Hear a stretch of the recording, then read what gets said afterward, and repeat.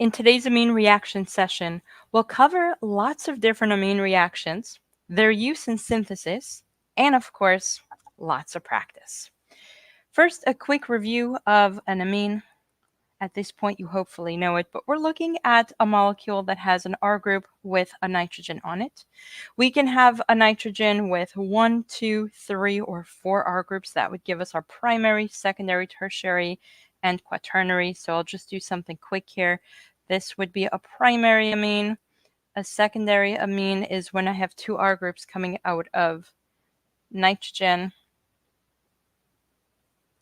Tertiary would be if I have 3 R groups coming out of nitrogen, and a quaternary, let me first label these as primary, secondary, tertiary.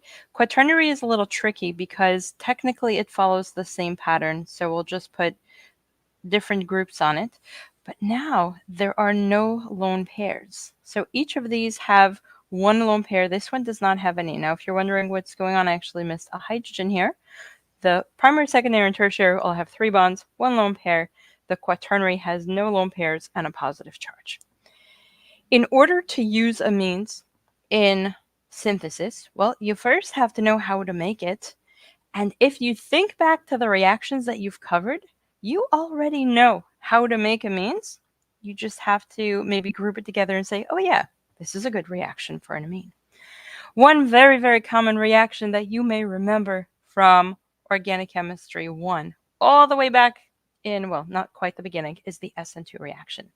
If you remember, the SN2 reaction has an alkyl chain with a leaving group, and if you bring in a decent nucleophile, in the case of SN2, it's actually a strong nucleophile, we attack the carbon holding the leaving group gets kicked out, and what you're left with is a carbon chain that now has the nucleophile attached to where the leaving group used to be. You have learned many different SN2 reactions, but for the sake of today's discussion, let's actually focus in on the ones that'll give us an amine.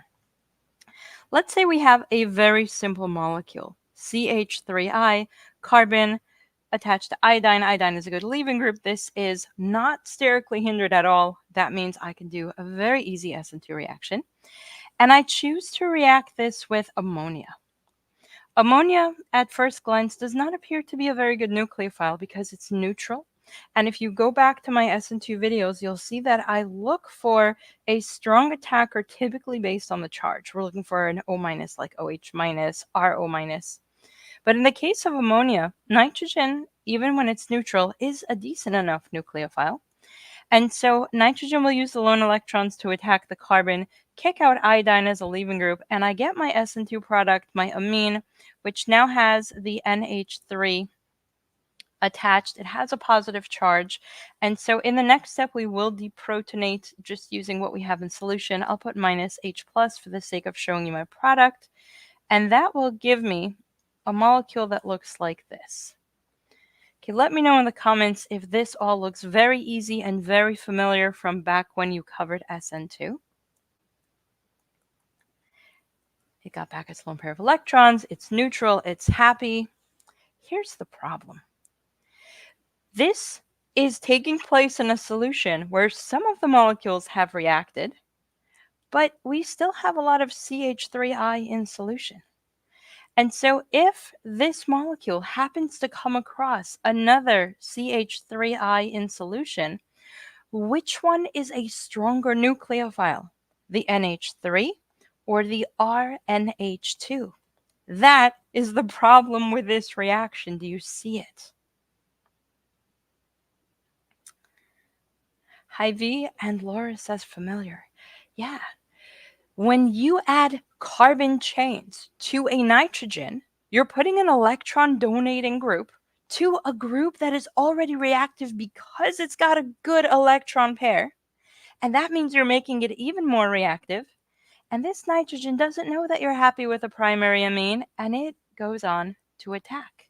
I'll put this as step 1, step 2 minus H plus. Now we have nitrogen with only 1 hydrogen because it got deprotonated in step 2 here. It has the blue CH3I because, not the I, just the blue CH3 from the first attack. It has the orange CH3 from the second attack, but wait a minute, if there is more CH3I in solution, which, spoiler alert, there is, it's just going to keep attacking until it's got nothing left to give. It's going to give and give until it's got nothing left to give. That's step one. Step two, we're going to remove the H plus just so we can go to the product. And here we have a nitrogen bound to the first CH3 that it attacked, bound to the second CH3, wrong color, the second CH3 that it attacked, and the third CH3 that it attacked. It's got its lone pair. You'd think it would be done. You'd think it would be happy, but no. It wants more CH3I. This thing is so greedy, it keeps going. Can we agree that when it comes to forming a primary amine with an SN2 reaction, this is not the ideal way to go? Because you can't control the outcome. You can't control for the CH3I. And I want you to especially pay attention to the colors. If you wonder why I do all of this in so much color, let me show you. I have ADHD, and this is not working for my brain. I can't follow what happened where it came from. I need to see it in color, and when you go back and review the notes, I want you to look at where each set of electrons, each group came from, based on the colors, so that you can understand rather than just memorize, hey, it does polyalkylation, no good. So this is a reaction I want you to understand, but I also want you to know, kind of like the block of cheese I ate this afternoon, you don't just open and have a small piece, you keep going and keep going. Let's find another reaction. What if I just want a simple primary amine? Or if I want a simple amine, I will choose a different reaction based on specifically what I'm looking for. So we'll start with the Gabriel Amine synthesis, or just Gabriel synthesis. And this is when I want to form a primary amine. What this reaction is going to do, it's going to give us a nitrogen babysitter. And you'll see from all the reactions that we look at, the best way to control it is to have a nitrogen babysitter. The mechanism here can be a little bit scary, but I promise it's not that difficult. However, give me a couple of hearts in the comments. And if you're watching the recording, give me a thumbs up on the video if you want to see a very quick shortcut afterwards so that you can know the reaction when you have to show the mechanism, but know the products, or backwards if we want to reverse it, if you just need to fill in the blanks, because your professor does not always want everything, and your professor does not want, and you don't want to be wasting time on the exam. All right, so for Gabriel synthesis, and Edgar, let's keep the questions relevant to the session just so we stay on track. Any other questions we can talk about later? The molecule in question is a big, monstrous, scary-looking thing that looks like this. I challenge you not to worry about the structure unless you have to know it. If you're taking the ACS, let me know in the comments. A lot of students emailed me over the weekend that they're taking the ACS. ACS students, you absolutely do have to know the mechanism for this. But for everyone else, just follow along with the concept. I'm sorry, ACS students, you have to know what the structure looks like and the name. For everyone else, you just have to know the basics of the mechanism. If I have a molecule like this is called a phthalimide, spelled very confusing. Let me see if I get this right. That's the part that confuses me, the phthalimide. 99% sure I spelled it right. If I react this with a strong base, for example, NaH. NaH, you'll remember from the reduction chapter, sodium is just a positive spectator. It's the H minus, that tiny reactive strong base. The hydride is very reactive. And in this case, it's going to grab a hydrogen and give the electrons back to nitrogen. The reason this is such a powerful reaction is because nitrogen, don't forget it already had a lone pair, so now I got a second one, has a negative charge which would be very unstable, except that here it can resonate onto this carbonyl or resonate onto this carbonyl, and when you can resonate a charge, you stabilize it, and that makes it likely to form. This right here is a sodium phthalimide, but I think you actually see it with potassium more commonly. So I'll just, whoops, did not mean to do that. Sodium and potassium are very similar in how they behave. So conceptually, everything is the same. Positive spectator. We have the positive spectator here. This is potassium phthalimide, and this is what is going to do the reaction. If I bring in the CH3I that I had in the last reaction, the nitrogen is still reactive, not as reactive as a regular negative nitrogen because of the resonance, but it's reactive enough where, you know what, let's redraw this because it's a bit of a mess, and we'll only show the piece that we're interested in. That is the phthalimide, the negative, and then reacting with CH3I in an SN2 reaction exactly as before, only this time this reaction is not going to make the nitrogen more reactive because it has a babysitter. It's got the resonance that prevents it from doing multiple attacks. What I do have, though, is now a CH3 bound here, an I- off in solution that we're not necessarily interested in. It's just a spectator hiding somewhere. And then, in the interest of time, I'm not going to go through the next piece of the mechanism in too much detail, but I'll quickly talk you through it. I'm going to react this with H2N and H2. This is a reaction that I showed you the mechanism in the aldehyde and ketone live stream, so make sure you watch that recording to see the details. But what is happening here, in short, is the nitrogen from the H2N and H2 is going to attack the carbonyl, kick it up, kick it down, kick it out. That is going to put a nitrogen in here. And then the other end of this molecule, the other nitrogen, is going to do the same exact thing. And each time this gets protonated, it slowly gets broken off. So I'll show it to you in steps here.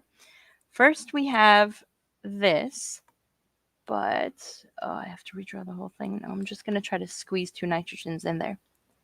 So now I have a nitrogen and a nitrogen like that with a hydrogen each. That's this right here, having lost a hydrogen for each of these reactions. This came out.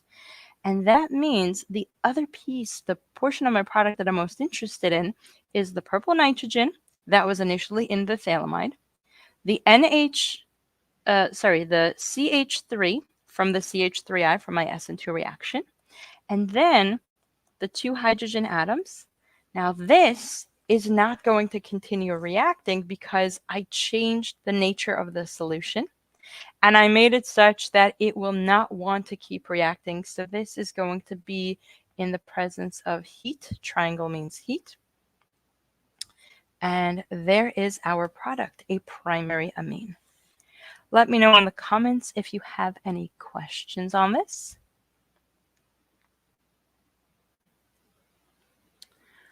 Angel, I just saw your comment. I'm not sure if you're saying I spelled it wrong or if you were telling me what it was, but yes, that is the phthalimide. We're not going to go into SN2 substitution elimination reactions today, only as they pertain to amine. And Alice says, I have to take the ACS. I also have ADHD. Alice, you will be amazed at how many students have shared with me that they also have ADHD.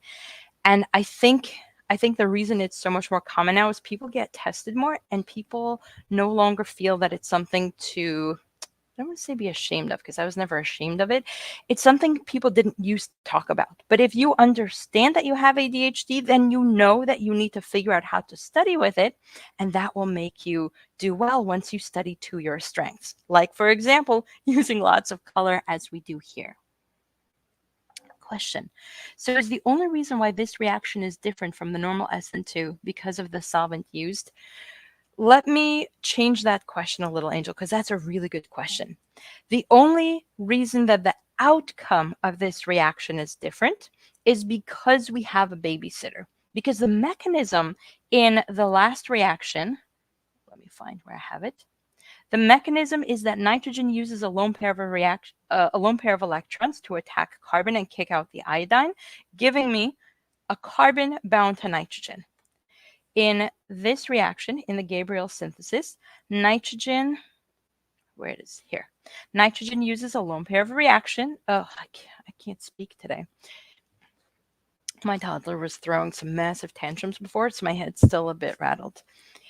Nitrogen uses a lone pair of electrons to attack the carbon in an SN2 fashion and kick out the iodine, but this nitrogen is not able to continue attacking. So the first step was exactly the same, but because we have a babysitter on nitrogen, we control the flow of the reaction and we control the outcome to make sure that we stop at the primary amine.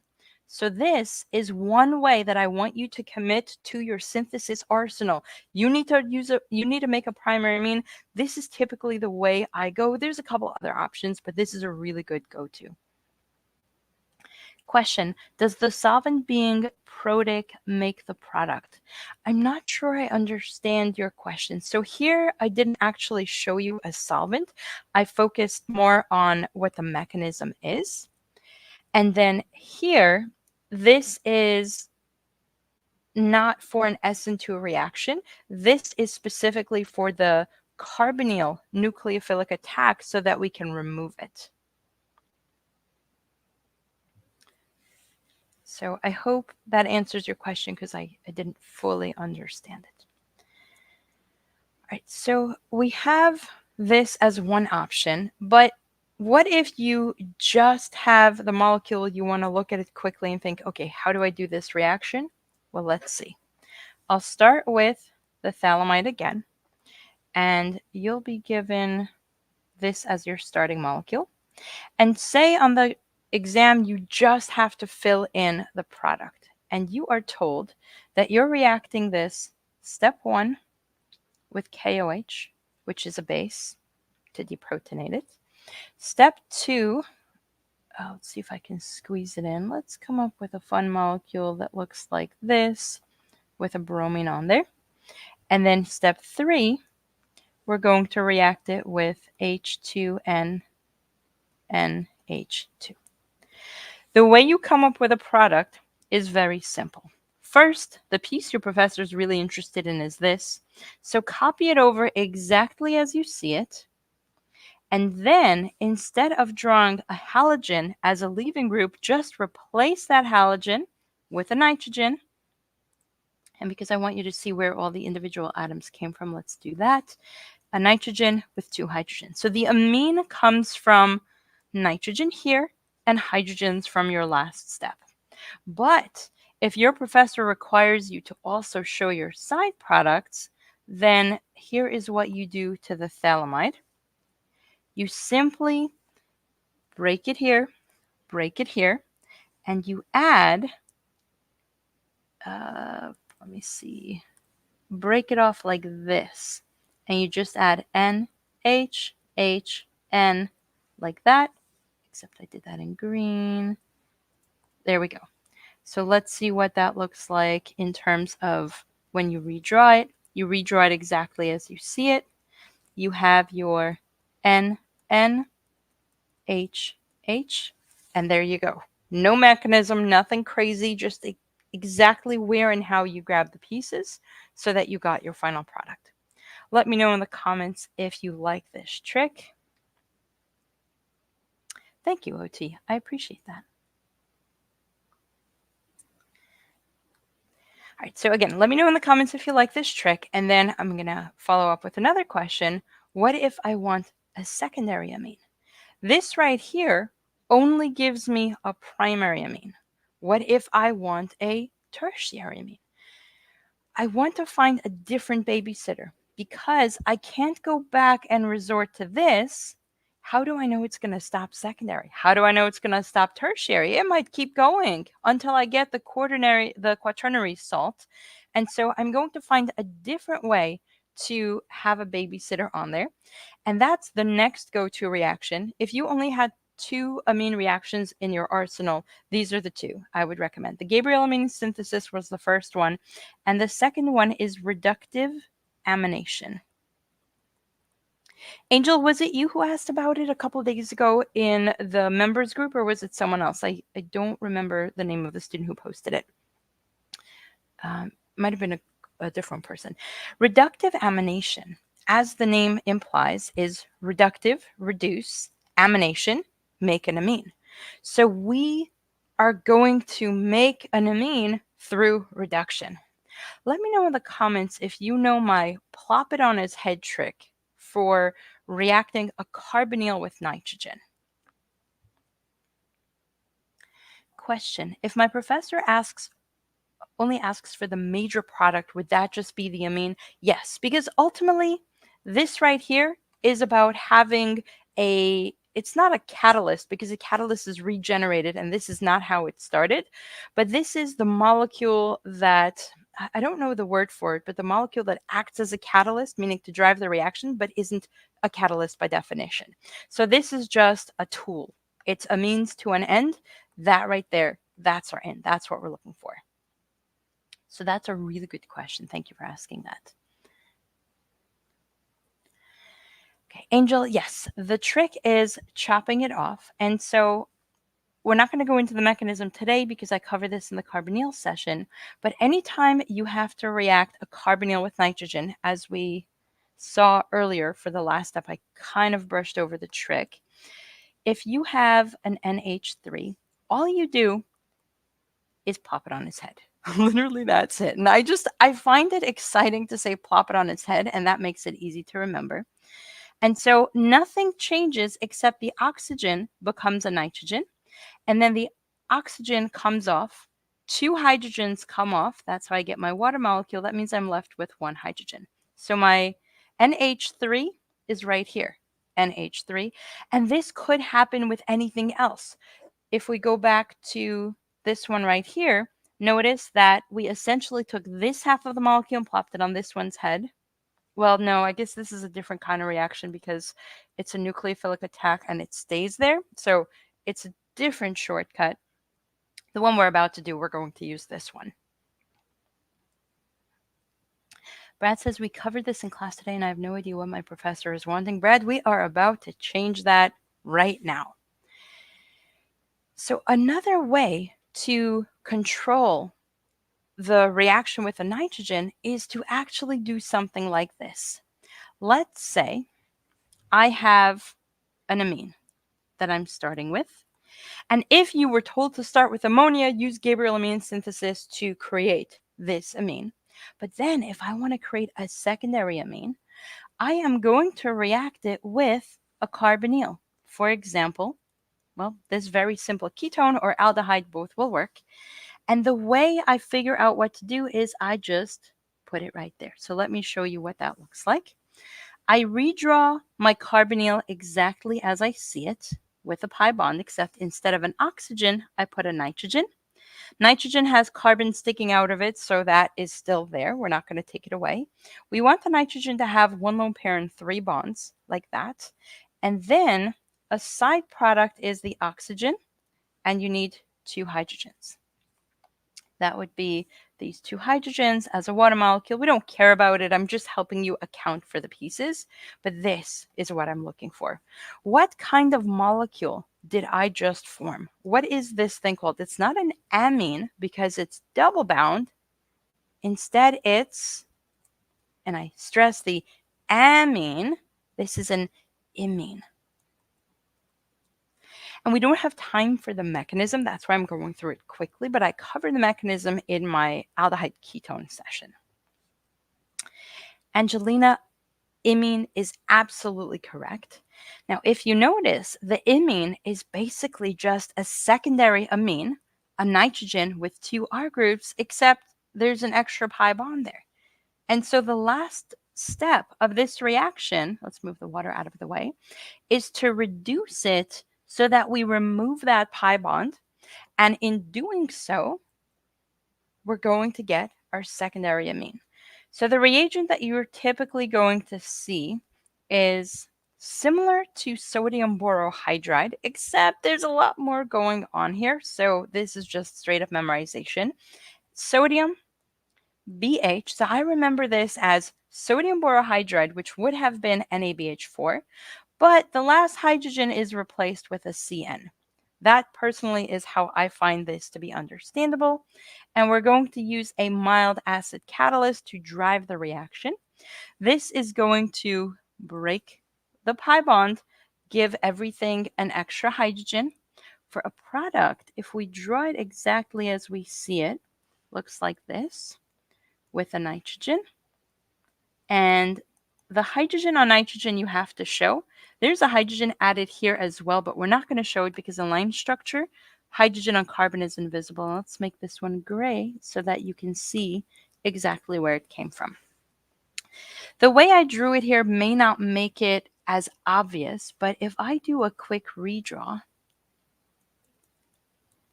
take a look at the molecule we formed. It's a nitrogen with one R group, another R group, and it's got its hydrogen. Boom. And the reason I'm showing to you like this is if you're asked to form this molecule in synthesis, you're told use whatever, but make this molecule, then the trick is to say one of these was the carbonyl and the other one was a primary amine. And so you can pick right or left, doesn't matter. I'm going to randomly pick this right here. So I'm going to turn this into a carbonyl and just do like that. That means this right here, if I had to make this in synthesis, came from a ketone plus,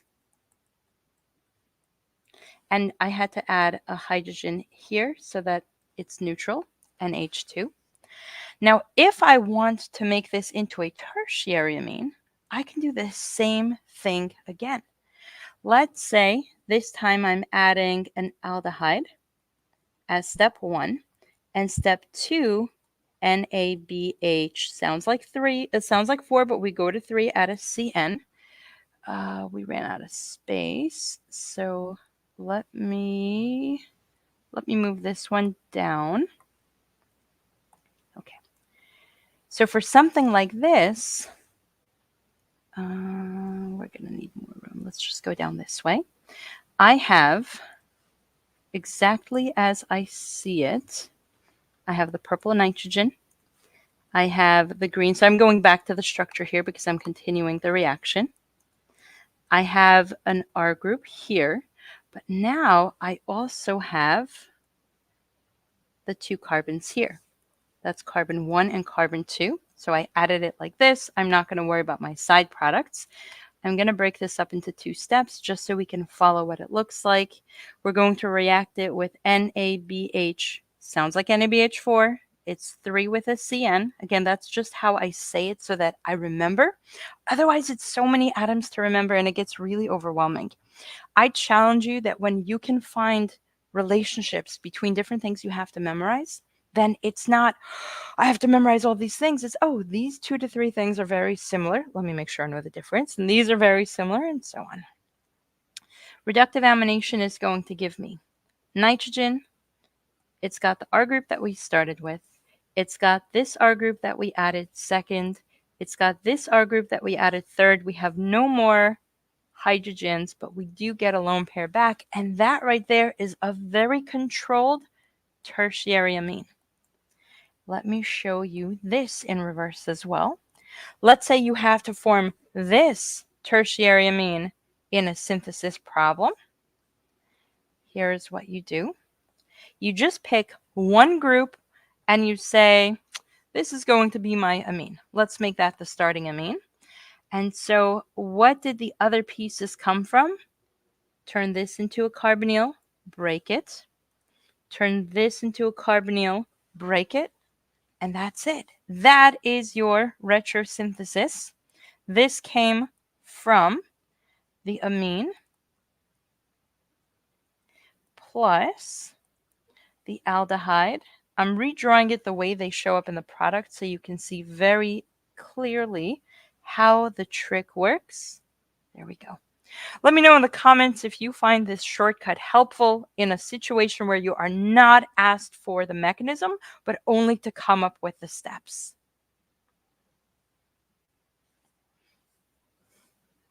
Ethan, no worries.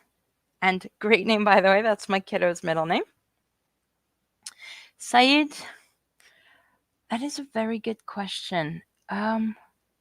I want to say it's too strong, but I can't say that with conviction because at the moment I'm drawing a blank. But that is a really good question. So if anyone's watching it and knows the answer, please put in the comments so that other students can learn from it. For students who came late, don't forget to get a copy of tonight's session notes, the bonus worksheet, a link to the recording.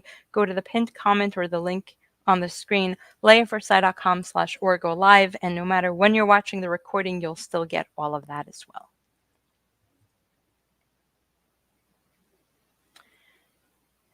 There are even more SN2 reactions that you can do to get your amine. So let's take a look at another one that you probably remember. Let me know in the comments. N3 minus. Does this look familiar from Orgo 2? I'm sorry, from Orgo 1. N3 minus is a tricky molecule because professors like to use it to confuse you when they're testing on resonance, Lewis structure. This shows up in all sorts of types of topics. What makes this interesting is you have the minus, the plus, and the minus, but when you write it out as N3 minus, it just looks so simple and so innocent. This is a really, really good nucleophile for SN2 reactions. And so if I take my CH3I again, and I react it with N3 minus in a polar aprotic solvent, the way you do for SN2, one of the nitrogens, it doesn't matter which terminal one, will reach out and attack standard SN2 reaction to give me CH3 bound to the N3. Except that it's going to have a positive charge now. And this is not quite what we're looking. I'm sorry, it doesn't have a positive charge. It's neutral, because if it's negative and attacks, it becomes neutral. I should pay attention to my numbers. But this is not what we're looking for because this is N3. I just want one nitrogen. The good news is that we can do a very simple reduction in the next step. And as part of the reduction, so we can use, whoops, what is going on? Lithium, aluminum hydride, and water. Step 1 and step 2. As we reduce this molecule, not only do we remove the pi bonds, we also remove all the excess hydrogens, replace them with nitrogen, and that gives me another primary amine. So this is really good for not just a primary amine, this is also good for a secondary amine. Let's say I have, we'll still keep it simple, a molecule that looks like this, and I put a bromine on there. If I react this with NaN3, which if you remember, Na plus positive spectator, get rid of it. Why did I write NH3? I think that's just a habit. N3 is minus. The negative charge was balanced by the sodium, but it's a strong attacker. SN2 reaction, kick out the bromine. That leaves me with a secondary N3 sitting on the molecule. And then if I reduce this using step 1, lithium aluminum hydride, and step 2, H2O, and these hydrogens should be gray because they come from this, that will give me a secondary amine. If I was able to do this for primary and secondary, should I also be able to do this to get a tertiary amine, just same reaction, N3 minus attacks?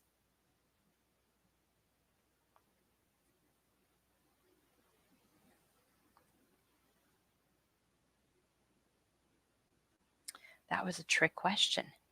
It worked for primary because SN2 likes to have an unhindered carbon to attack. It works for secondary a little bit slower because SN2 can happen in secondary. But remember, you have no SN2 reaction for a tertiary leaving group. SN2 cannot happen, and so this only works primary and secondary. Question, does this work for any strong base? Well, we're not looking at these as bases. We're looking at them as nucleophiles. Or, I'm sorry, Brad, did I misunderstand your question?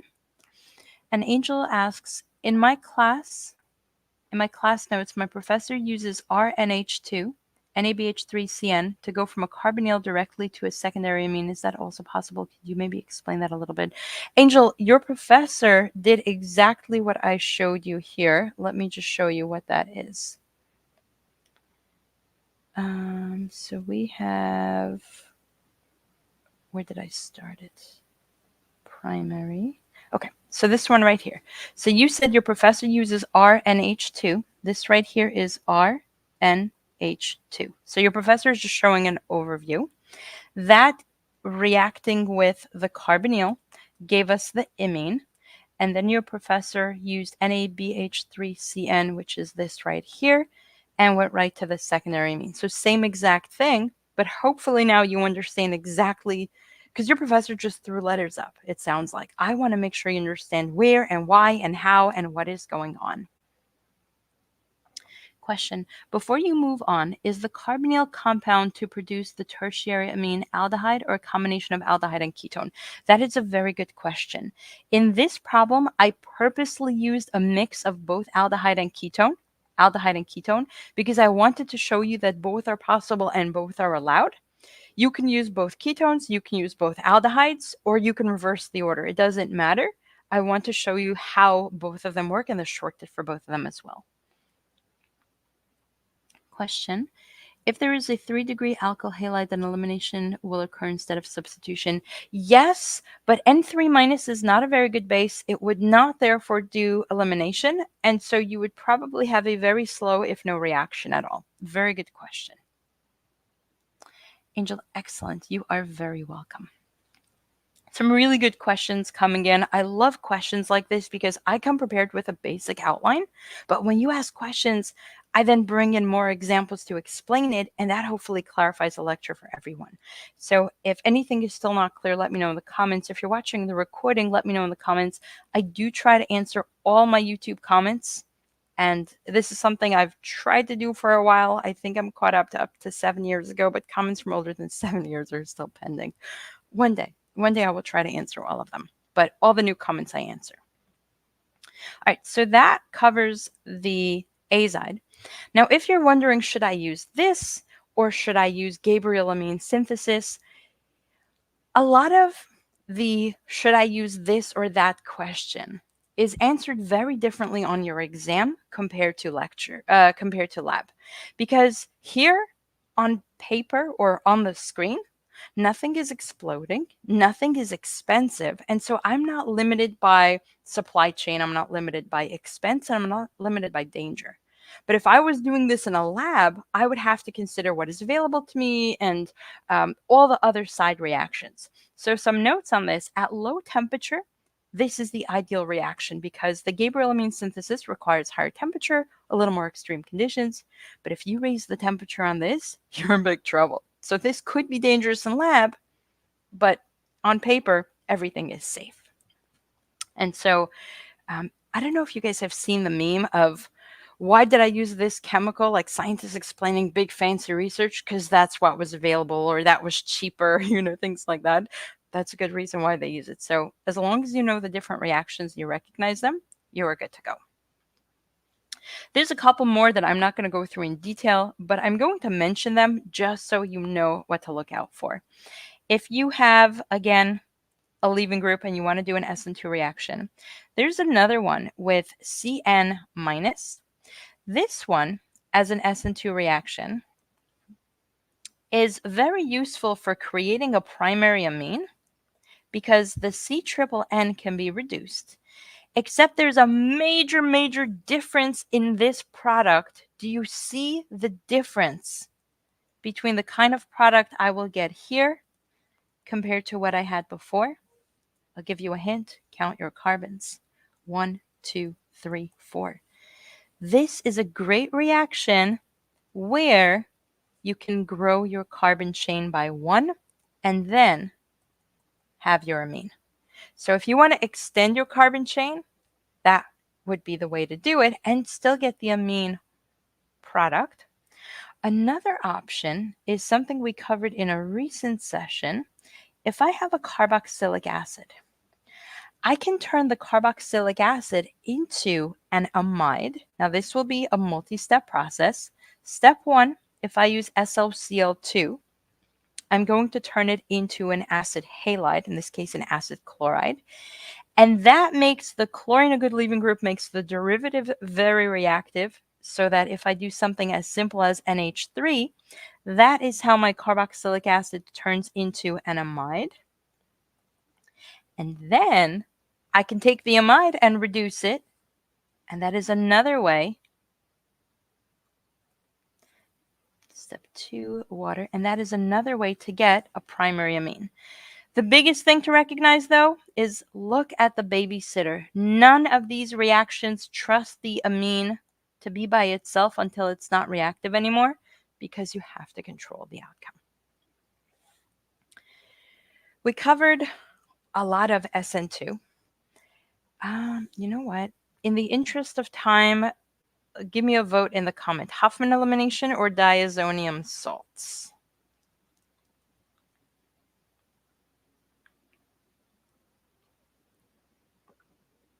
I vote for diazonium salts because I think we can get a lot more out of it.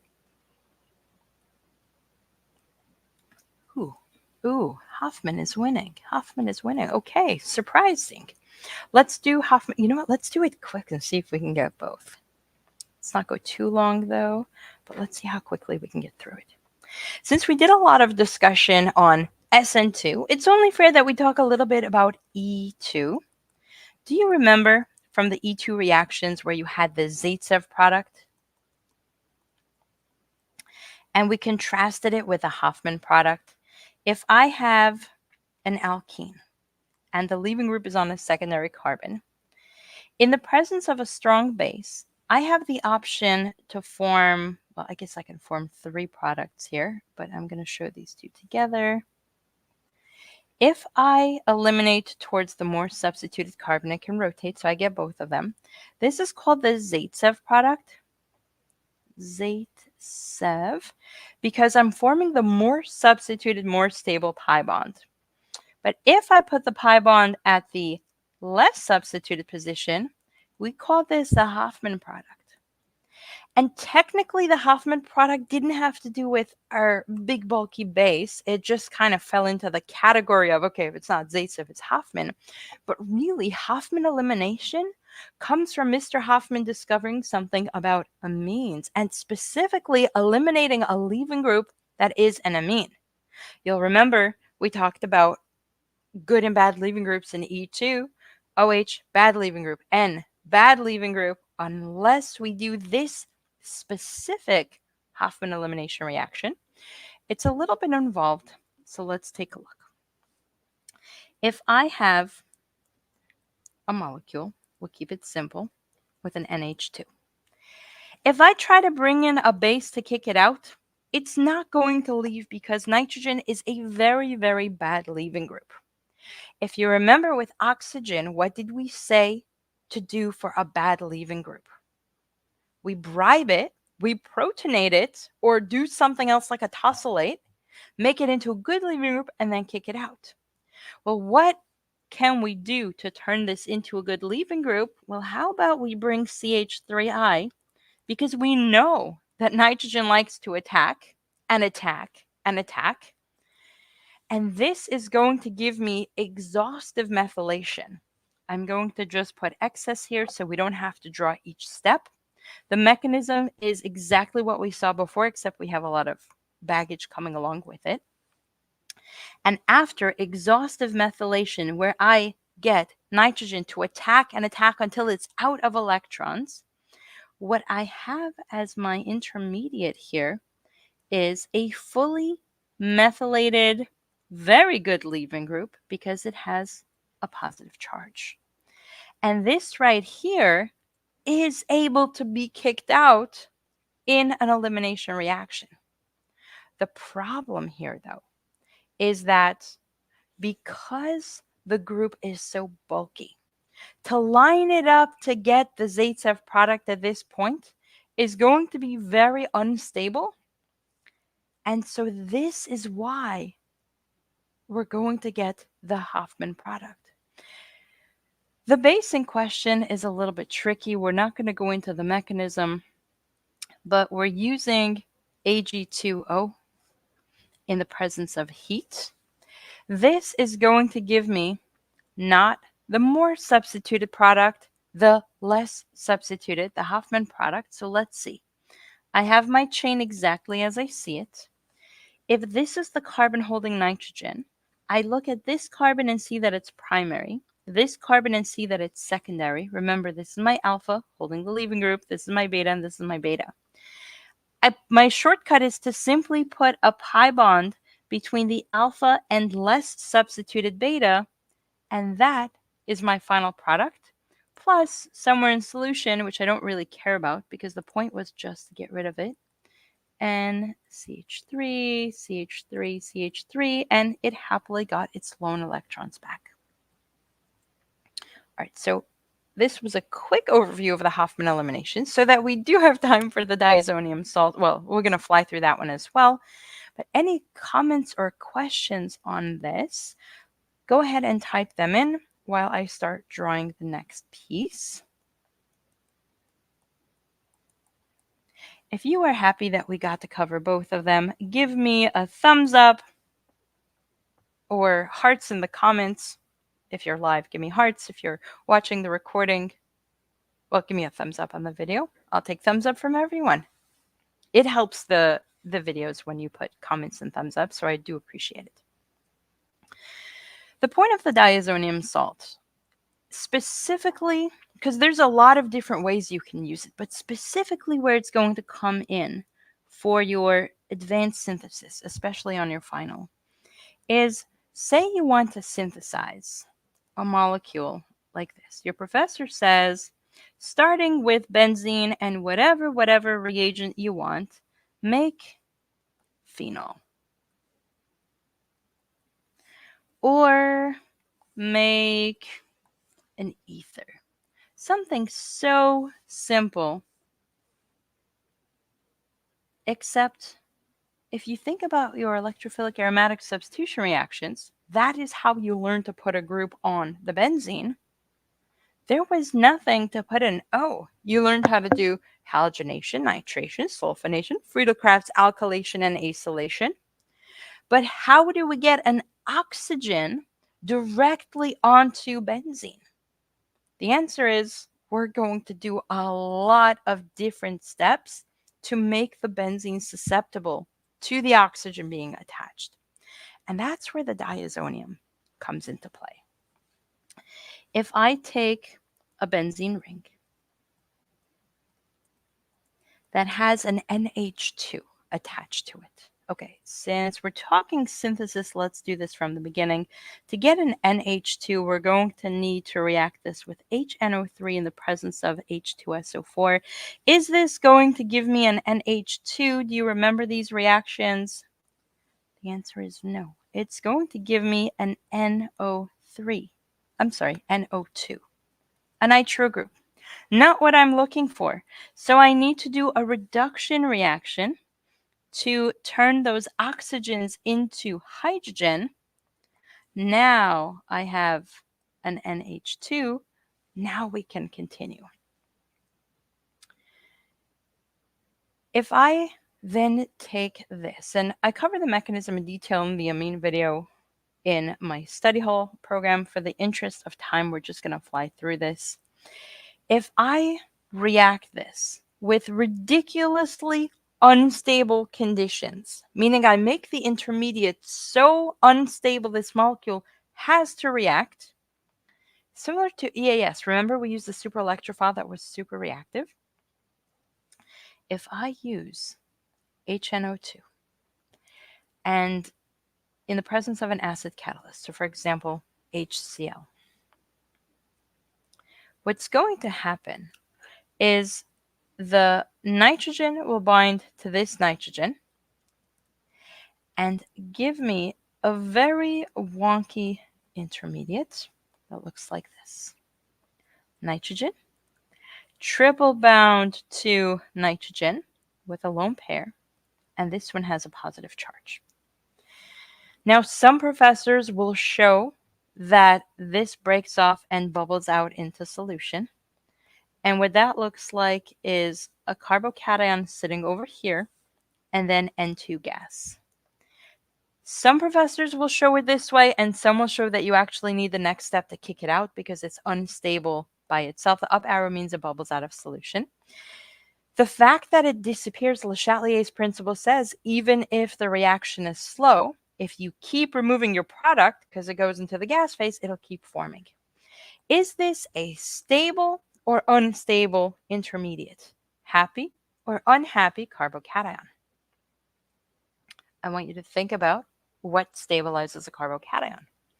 Electron donating groups or resonance. If you think about benzene, the benzylic carbocation, it's pretty stable. Even though benzene doesn't like the aromaticity to be broken, it's pretty stable because benzene has resonance. But this one right here is not that situation. So if you said unstable, you are absolutely correct. This is not resonating inside the ring. This is a carbocation sitting outside a benzene ring, making it very, very, very unstable.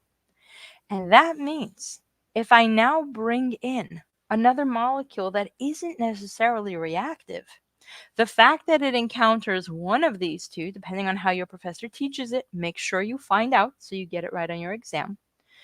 When one of these is encountered by different situations, now we can start putting groups on benzene that we're not used to seeing. For example, if I react this with, what color haven't I used here? Light blue. If I react this with H2SO4 in the presence of H2O and heat, so we're making this pretty strong conditions. We have hot acid. This group will get replaced by an oxygen. And once I have an oxygen, I can start doing so many other things. I can turn it into an ether. I can turn it into an ester. I can do whatever I want with it because phenol is a great starting point for building a bigger molecule that has an oxygen directly on benzene. All right, so let me draw out a quick list so that you can see. Don't I have one on my clipboard? Hang on. So if I have this right here, and it has the N2+.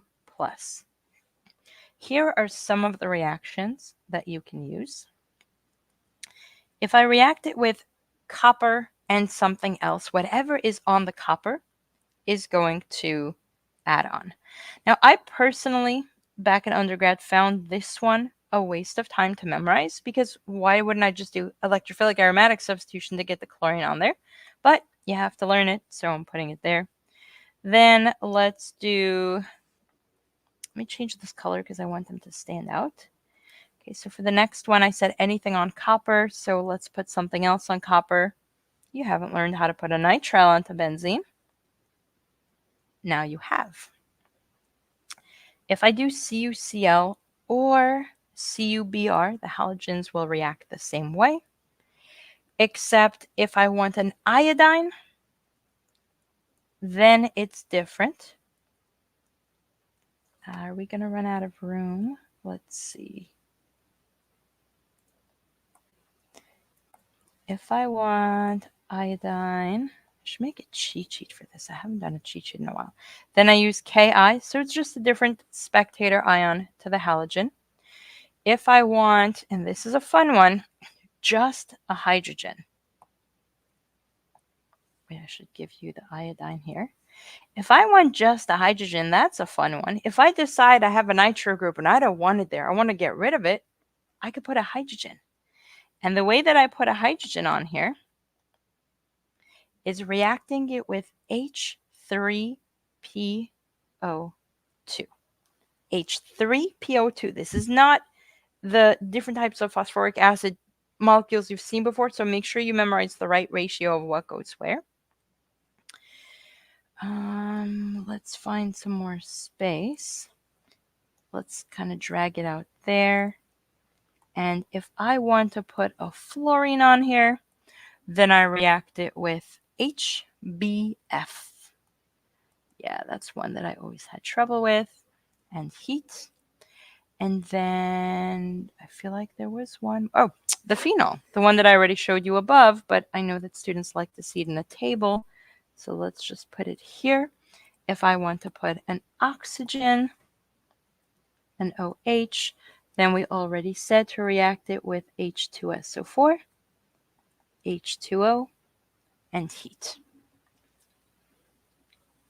All right, so now that we have all this information, let's see how to make use of this. Like where would it help us in synthesis? Let's say you're given a problem that looks like this.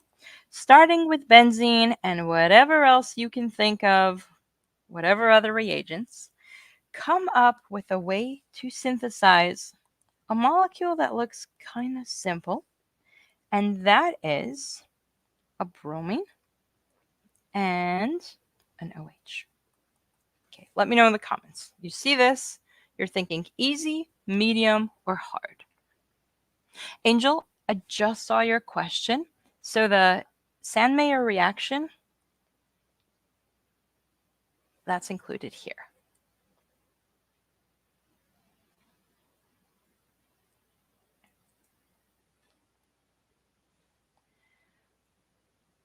I've studied it somewhere as far as I remember. Excellent. So now you know exactly what you studied.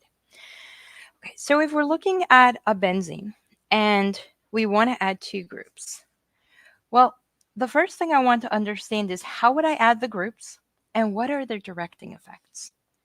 I can add bromine through electrophilic aromatic substitution, and I know it's an ortho-para director. I know the alcohol is also an ortho-para director, but the groups are meta to each other. How do I put two substituents on benzene meta to each other when both of them are ortho-para directors? This is why it helps to understand where they come from. There's nothing I can do with bromine in the traditional way, but if I look at the alcohol and think, how do I get an alcohol on there?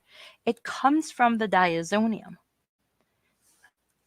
And if it comes from the diazonium, is there any intermediate along the way that would be a meta director? And the answer is yes. Because in order to form the diazonium, I'm going to need an NO2 and turn that into an NH2. So the first step is to react this with HNO3 in the presence of H2SO4. That is going to give me my NO2, and I'm going to put it in this position because this is ultimately where I'm going with it. NO2 is a meta director. So why don't I take advantage of having a meta director before I continue, react it with Br2 in the presence of FeBr3. This is going to give me bromine where I want it. And then anything I now do to remove the NO2 and turn it into an alcohol can be done exactly as I studied it because I no longer have to worry about how to get the bromine on there. The rest of this is just going to be filling in what we know. We have an NO2. We want to turn it into an NH2 because I want to first get rid of, think of it this way when you're trying to memorize the steps.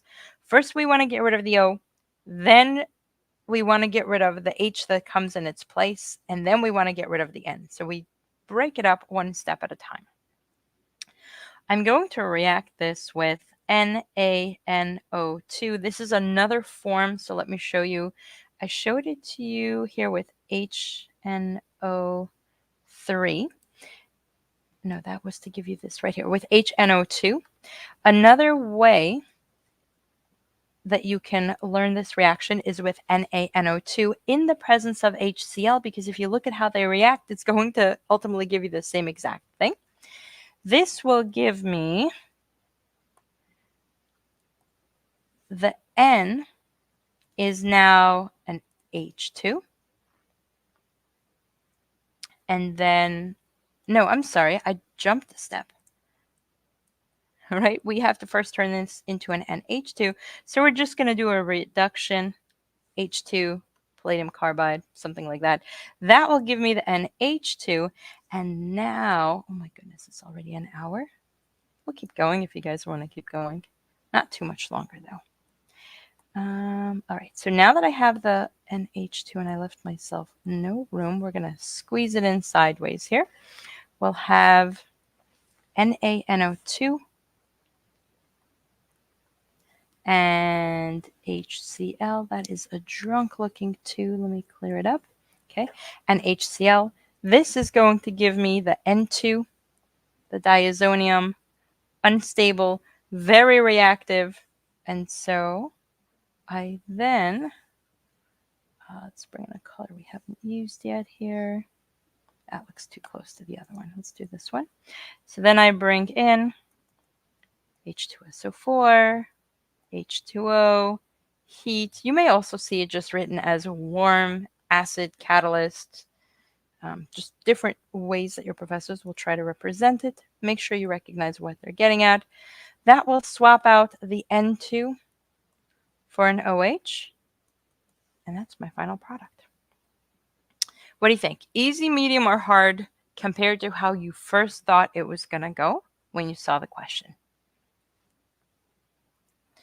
Question: how does using HNO3 with H2SO4 get the NO2 differ from using sodium nitrite plus HCl to get the nitrous acid? My professor uses sodium nitrite and HCl, and it's confusing me a bit.